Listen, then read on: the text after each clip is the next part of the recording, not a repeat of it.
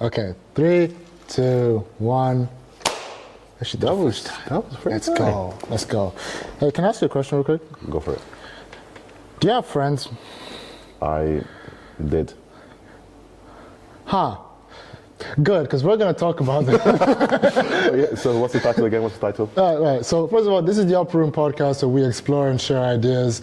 Today, what we're going to do is we're going to talk about different friendships and relationships and all that good stuff. So without further ado, play the intro.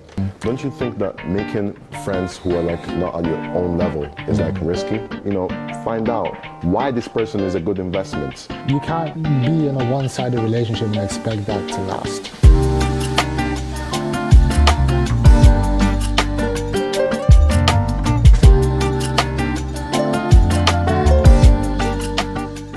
So, you said you did have friends. Yes, I did. Explain. You see, things tough now. I feel like I gotta discard some of my friends. Not everybody's good. Yeah. Yeah, especially when it comes to my faith. Yeah. So, I will say, like, recently I've realized that the idea of, like, friendships is, like, a new concept to me. Not because I haven't had friends before, but I feel like, especially, like, when you grow up and you become, like, more of an adult, and you like understand more of who you are as a person, and you're finding your identity and stuff. Like those kind of relationships are harder to make, because when like you're in high school and in primary school, Everybody's your friend. you don't make friends. Friends just happen to you. Yeah. But now like you have to make an effort to like actually like go out and find people that are like you, that you can relate to. I saw a video online that was like, as adults, you don't make friends with people because you like the same things. You make friends because you dislike the same things. But it's like it's much harder to like actually make the effort to find people Right. that you can relate to. Is that why you think that like your number of friends has I mean, reduced? like, when it comes to actual friends, you just have to kind of define what a friend is, because I see you as a friend. So Oh, that's nice. I don't. I'm joking. this is the end of the podcast. Thank you for watching. So how do you define friends? I guess it's someone I can share parts of my private life, not too private, but like, you know, things I can, for somebody I could talk to when it comes to problems I have. Yeah. When I'm having a project, I talk to my friends about it. When I'm trying to do anything, I just talk to people I trust. Somebody who I trust is someone who is a friend, I guess. Yeah. Trust, being like trustworthy and like having that kind of unspoken like, I trust you, you trust me, like that's really important. I feel like friendships and like friends and relationship, it's like layers, right? It's like an onion. There's layers. There's like the type of people that I would call my friends, right? That are more like acquaintances, right? So like I wouldn't. Can you please elaborate on the word acquaintance? Right. So people that I would only speak to in a certain setting, right? So whether that certain setting is school Okay. or church. And the setting you guys should be speaking with us in, well, I tried it. The setting that you should be speaking with us in is the comment section. Exactly. That's how we can be friends. That was really rough. I know. It's staying in. But yeah, like, there's that layer of like friends where it's like, we're cool, like we're good with each other, but we only really talk if we're in the parameters of school or church or stuff like that. That's one big one, because like I feel like I had some friends in school, right? Yes. I would be best buddies with this person, right? We talk and we collaborate and all that. As soon as we step out, we do not know each other. You don't know them. And I don't, do you think that's a bad thing or is that like a good thing? Because there's people like till now that like I haven't spoken to. It's not like we've stopped being friends. It's just that we're no longer under those parameters anymore, so we just don't need to talk. That's the thing. That's why I think it's a bit bad. I like wouldn't want to just like having to forget you as soon as I leave a certain setting. Because the one thing that you two had in common is gone now. So there's no like real reason to keep talking. That's the level of friendship that I think most people end up in for me. And then there's the layer above that where it's like phone calls are not completely awkward. Yeah. You can't just call me. You do that a lot. I mean, like I try doing that, because like maximum they're gonna do is be awkward about it and then hang up. But for example, like when you call me, it doesn't feel out of place. I call you because I feel like I need to communicate vital piece of information. If you weren't busy, I would have called you about the penguin, and you're not going to know about the penguin. There's no context. It's fine. But I do feel like we bounce ideas off of each other a lot, right? And like, when you need to do that, that's why you call me, right? Yep. And that's like another layer of friendship where it's like, it's a give and take, right? We're giving ideas, we're taking ideas, like constructive criticism, like that's like another layer of friendship where it's like, we don't just know each other because we're here. We know each other and we're both contributing valuable things to each other's lives, right? We're both inputting. Okay. So I guess a way to maintain friends is to have multiple reasons to be together. Yes. What do you mean by multiple reasons Let's to be say you together? have like a classmate, right? Okay. If you are also in the same football club, as soon as class is gone, you're still, together with football, right? Yeah. So if you have multiple things that hold you guys together, the friendship is more likely to last. And the best friendships are when those things, it depends on the value of the things that keep you together. Yeah. Right. So you said school or football, those things are great, but those are finite. After those things Yeah. leave, there's no real reason to be friends anymore. But for us, for example, as long as we're still thinking and creating, there isn't like, I don't see us like not talking and trying to like improve each other by being friends and stuff like that. So that's why, that's the other level of friendship. I feel like the top is where like the idea of trust really like shines through. I don't only trust you with my ideas, but with my motives, with my emotions. Okay. Can I be transparent with you? Can I trust you with how I'm feeling about a certain thing? Or when you like correct me cold-heartedly, like you just tell me when something is wrong. Do you trust me to hold you accountable? Like those things, I feel like that's like a whole other level of like relationship and friendship where you don't build that kind of trust by going to school with someone or by playing football with a person. So how do you make such friends? Like, I'm guessing everybody who's watching this would want a friend they can call an actual true friend, like an intimate friend, somebody they can trust, somebody who they can receive feedback from, just someone like that. How would you go about it? Because I have my ways and I'll share them later. Okay. So I think these things definitely, at least for me, I can only speak from experience because making friends and keeping friends is very subjective. There's no like objective rule, at least from my knowledge. Here's a formula to make friends. Exactly, like, we can't give you that. It's not real. But at least for me, like it definitely comes with time and interest, right? Okay. So I'm gonna keep using us as an example because you're here. We haven't been friends since day one. We haven't been enemies either. Have we not? No. No, I don't think so. Rather. But we've definitely like, it took a while for us to like warm up to each other and like become like close enough to where we're both like. Okay, let's put this into context. I am the extroverted one and he's the shy person. Right. I'm doing my things in my me time person. Perfect. Yeah. So like you're more like outgoing and ready to talk to people, and that scares me. No, it doesn't scare me, but it's part of the reason why I think we are able to like work well together. I think that all that aside though, it did come with time and also our similar interests. All right, so it's time and investment. Yes. First point.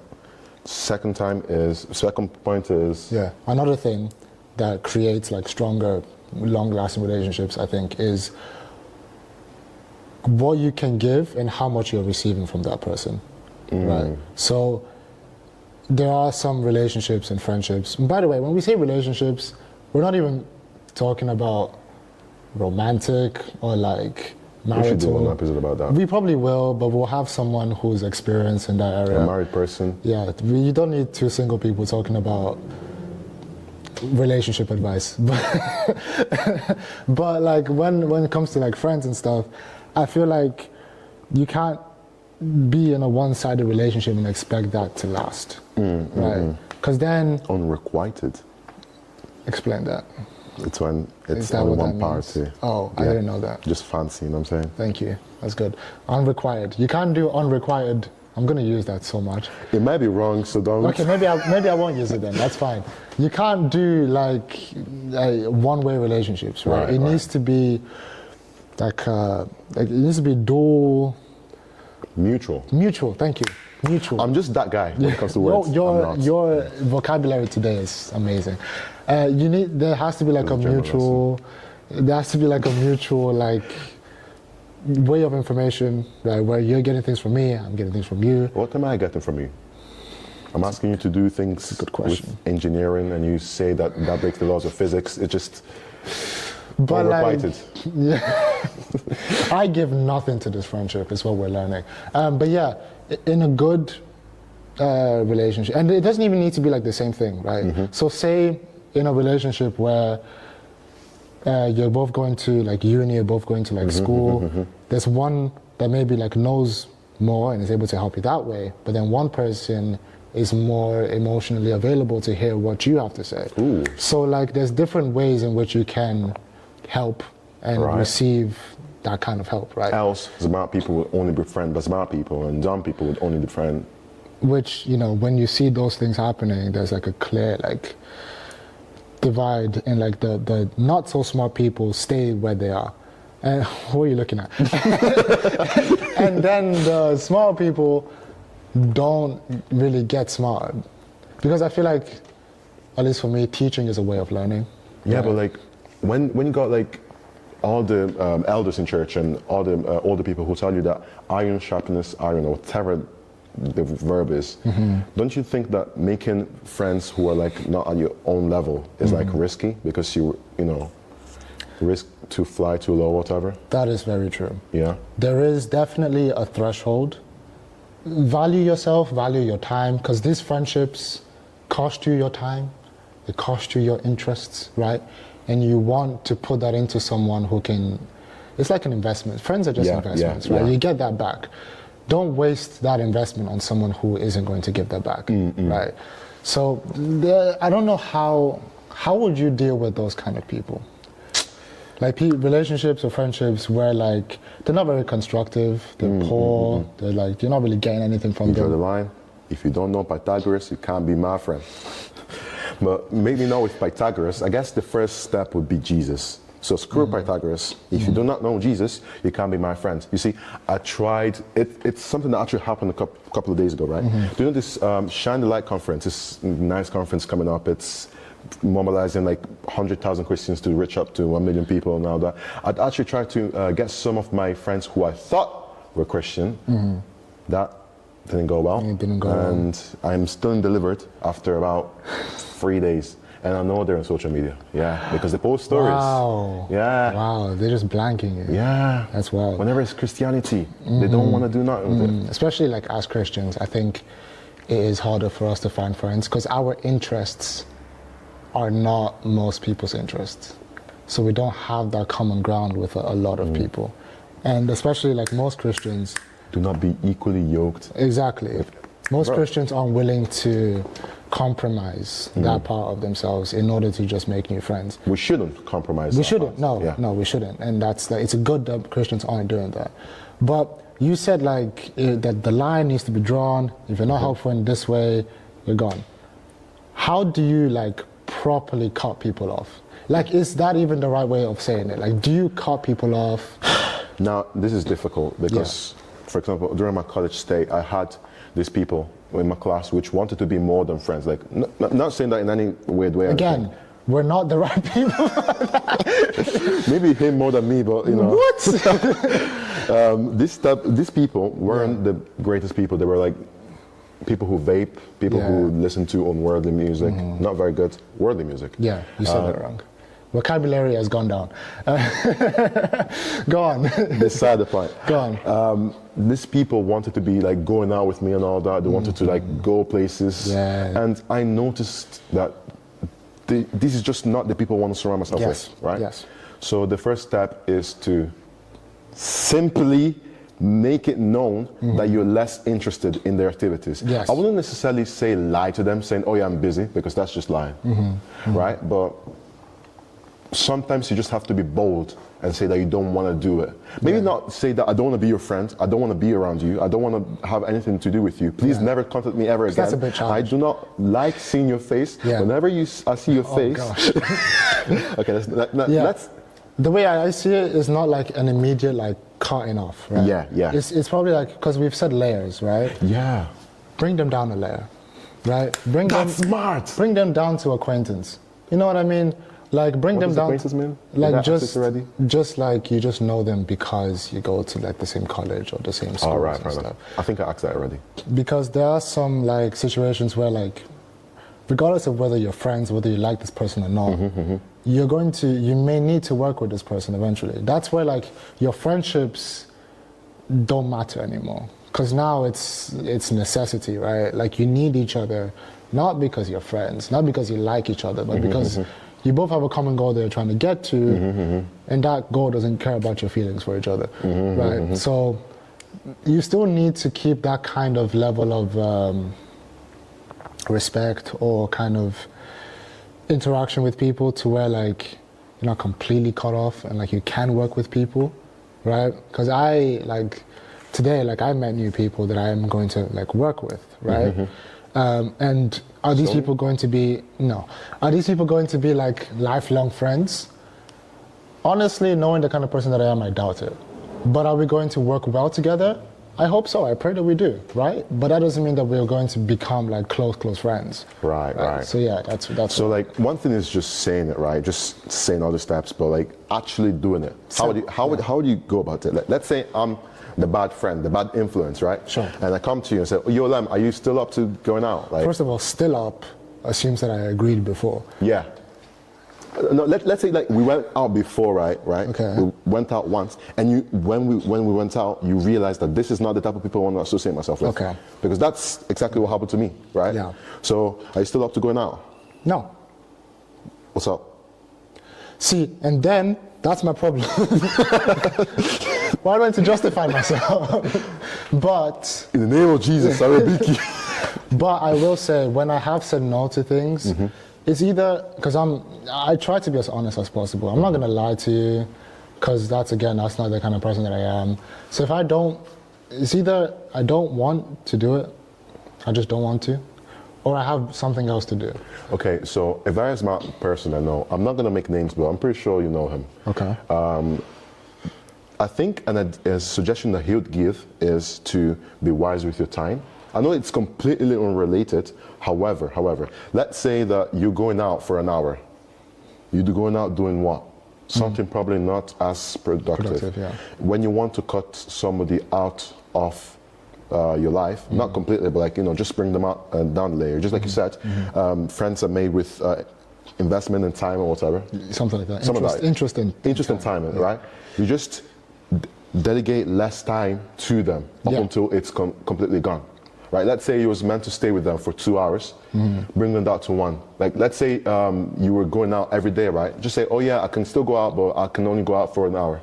And interest and time go hand in hand, right? Yeah. So that 1 hour, what are we doing in that 1 hour? Yeah. Is it something that we both want to be doing? In that case, it better be something productive, right? Or else I don't want to be a part of it.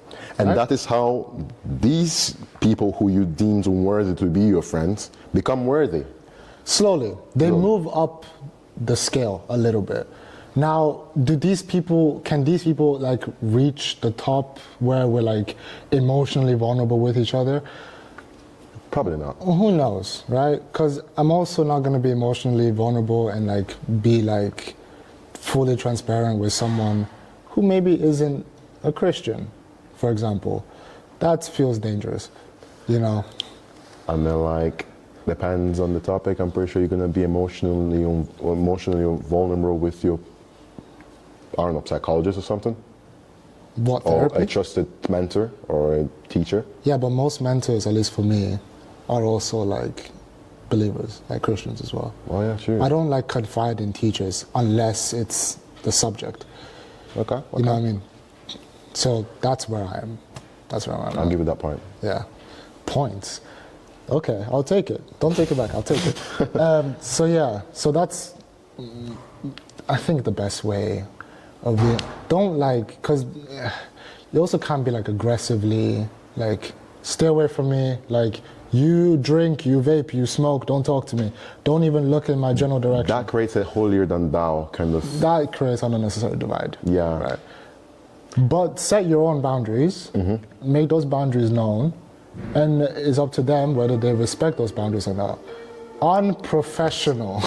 Unprofessional. We've been talking about how to only friends. Why aren't we talking about how to make friends? We talked about that very little. I think making the right friends is also a good skill. Like, you gotta know who to befriend and who to not befriend. So you're the extrovert. How do you go around doing that? All right. I really was waiting for this. Oh, gosh. Strap in, everybody. All right. So first of all, you gotta locate this person. You gotta find out why this person is a good investment. Some people are a bit too high for you. You're not gonna befriend the CEO of Apple, but look, you gotta set your standards quite high, because you got that saying that bring me your friends and I know the person you are. Yes. Right. You want valuable people to be around you. Want valuable people to be around you. So first of all is to see the value. So how do you like qualify, like how do you see value in it? First of all, is a strong belief, right? Yeah. You don't want somebody who's a lukewarm Christian too, right? All right, cool. Second of all is the field they specialize in. Are they the best? I'm not looking for the best every time. Are they aiming to be the best? Are they aiming to be the best? Are they doing those things together? Yeah, okay, I get it. Yeah. Are they seeking perfection or excellence? Yeah. So are they motivated? Are they disciplined?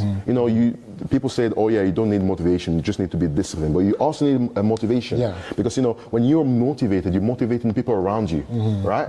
So you need motivation. And I guess I generally prefer people who are on the, how can I say this without being racist?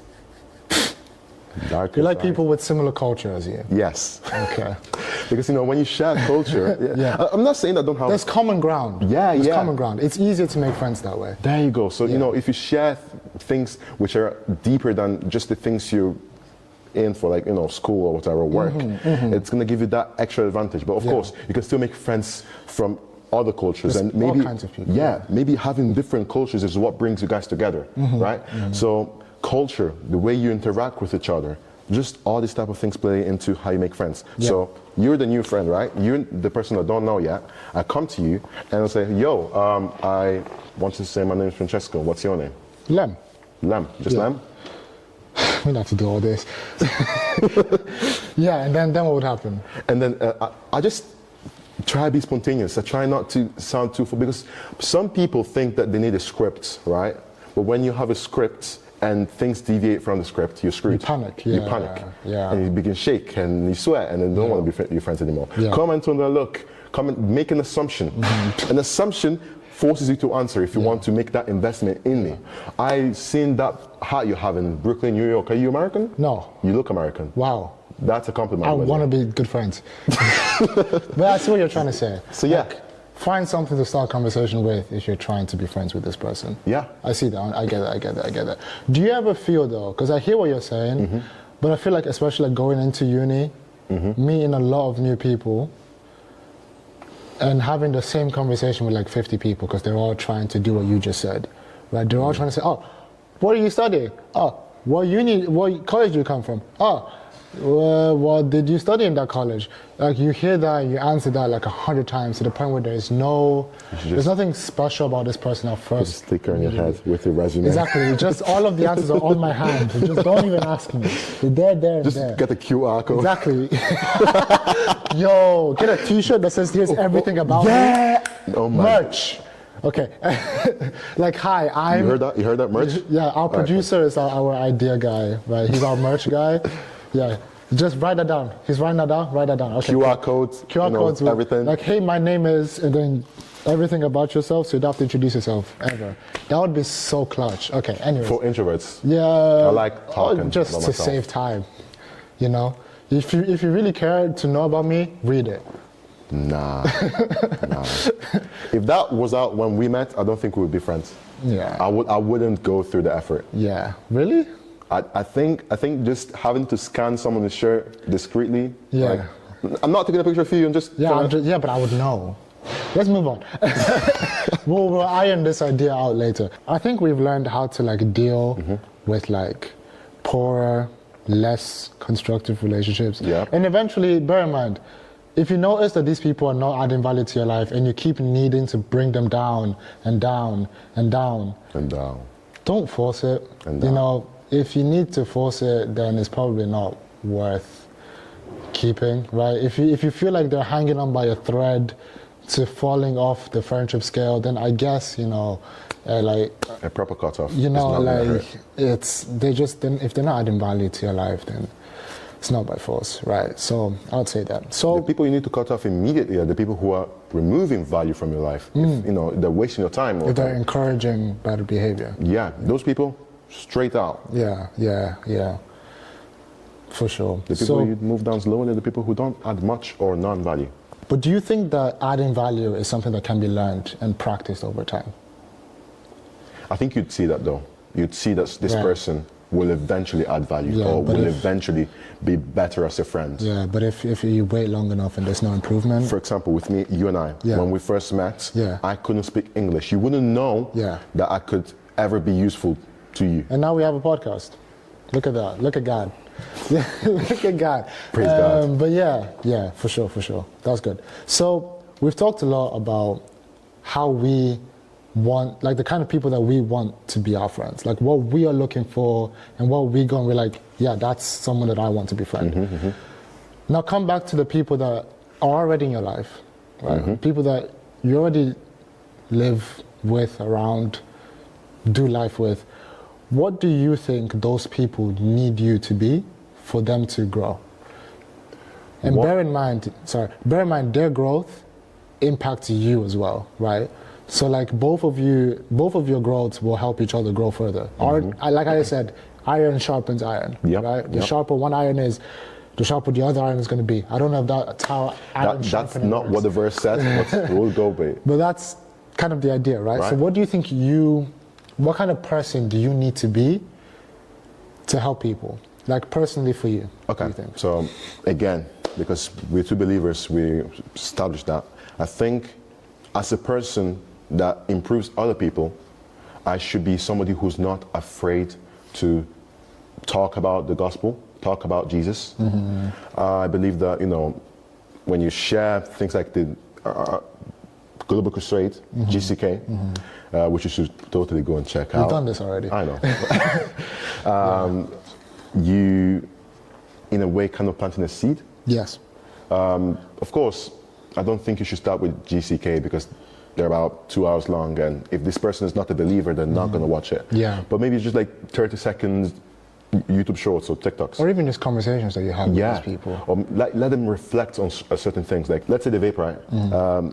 Maybe ask them about whether they feel that this vape is a part of their life now. Like, if they think that it's filling something deeper.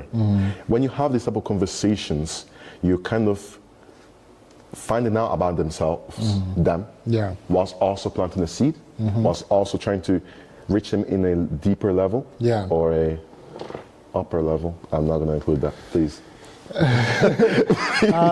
So yeah, definitely like triggering like thoughts, right? Yeah. Because I feel like triggering thoughts or ideas really gets people to grow, right? I always do that. Ask Yeah. triggering questions, Yeah. like, you know, with the penguin. And The more we bring up this penguin, and we're not going to explain it until we may never explain it, but yeah, definitely I see how. So your place, your role, Ali, in like a friend group or like in a relationship, is being the thought-provoking one. triggering questions and ideas are like sparks. Yeah. They spark conversations because, you know, I could say that anybody who vapes isn't following the law of God. And then somebody who does vape is going to be triggered if they think they're Christian, if they think they're going, or somebody who vapes doesn't respect their bodies. Somebody who vapes is going to see that. And Going say, for vaping specifically. I dislike vapors because they vape in the bus, and I don't like yeah, that. that's kind of annoying. It happened as I came here. Me too. Yeah. Anyway, that aside. If you do that, drop the video right now. No, stay. This is thought-provoking. Oh yeah. So yeah, being with someone who is able to provoke thought is very important. Yeah, I'm that guy. Yeah. Do you think you bring anything else to the table, or that's it? I said that like it's a bad thing. Do you think you do more? Is what I mean. I'm not sure if I should feel offended. Of course I do more, man. Yeah, I'll go. I brought this up earlier, but I definitely feel like having someone that you can share your issues, like your wins and your losses with, is like really important. All right. And I feel like I need to, I hope that wasn't too loud on my mic. I feel like I need to be more of someone who is able to listen to what people have to say. Okay. Like not just about our interests, but about, their lives, right? Because I feel like a big part of, being friends with someone, if you need to be invested not only in their interests, but invested in them as who they are, right? Invested in their goals. I feel like that's important. And having someone that you feel like is your cheerleader and is able to support you, but also isn't afraid to scrutinize you or tell you where you're going wrong is like really important. You said cheerleader. Would you cheerlead for me if I were to go through like big ideas, like, It depends. I also wouldn't be afraid to scrutinize them. Man. Break. I need the tissue. Fair enough. This is the part where we talk about our favorite parts throughout this conversation. Who started last time? It was... You shall start today. I have to start this time? Yes. Okay, so I've made it a point to not go for the last thing that we talked about, because I do that every episode, and it's a bad habit. He forgets everything. I think I do, because it's so surreal. But yeah, I think my favorite part of this so far, the favorite part of this conversation, I think, was like defining how we each define like friendships, right? And the different like layers that we can delegate people to, and how fluid that is, right? Because people change, and what you need will probably change eventually. Obviously, like your ultimate goal should be the same, but your needs from day to day will probably vary, right? So having the right, I've definitely been in situations where I was around fine people, they were okay people, but they weren't the right people that I needed in that part of my life, right? Yeah. So then because of that, those people had to be brought down, right? So it's that bringing down and raising up of people. Raising up is also important. We didn't talk about raising people up for some reason. Because but you don't raise anybody up. I feel like I've raised you up. How much do you bench? Raising people up is also very important, right? So, yeah, I think that was my favorite part of our conversation. So Fair enough. I wanted to talk about that, but you stole it, and I'm not a copycat like this guy is. I just copy what the other guy said. it's iron sharpens iron. It's fine. You can take my point if you want. No. Okay. So, I really like the part where we talked about, the delegation of the layers, how, people can move up and down. And that's how you can try to, push away and cut away the friends you don't like. You just bring them down slowly. Not just you don't like, but people you don't like need. If you don't like someone, you can't force yourself. That's true. Yeah. That's true. So, yeah. I think the point I made was actually quite smart, because it's from somebody else actually. It is to be wise with your time and to use your time productively. If you have this friend that encourages you to study, they're not going to be a bad asset unless they not a good study partner. You simply say they want to do some alone revision, right? Yeah. Whenever you're using your time smart, it's easier to cut people off. Let's say these people bad, say, oh, I'm going to do this. Yeah. That's when you actually have excuses. If you value your time, it matters who you share that time with. Yeah. Right? So then that's a very good point. So you watch a video, go get some friends. Go get friends. We see you watching this alone. Go get friends. But on a serious note, we appreciate everyone listening to this. Make sure you like, subscribe, comment, do all the things. Share with a friend. Share. I've heard people share with a friend. Share with a friend. I've heard people like talk about reviews on like Spotify. We're on Spotify as well. If you want to review us on Spotify, you can go ahead and do that. I don't know what that does, but Spotify may like us if you do that. Is this star system like 5 stars? It's a 5-star system, yeah. And then you comment. If I see anything less than 5 stars, I'm gonna have to hunt a couple of people. Unless you give us constructive criticism. There you go. Yeah. If it's not 5 stars, tell us why. So yeah. If it's not 5 star, put your address below, and and we'll come talk to you. Gently, of course. As friends. Is there something that we say at the end of these? Is there? I don't know. It would be quite awkward if you just cut as I'm talking, and that's just the. It already happened.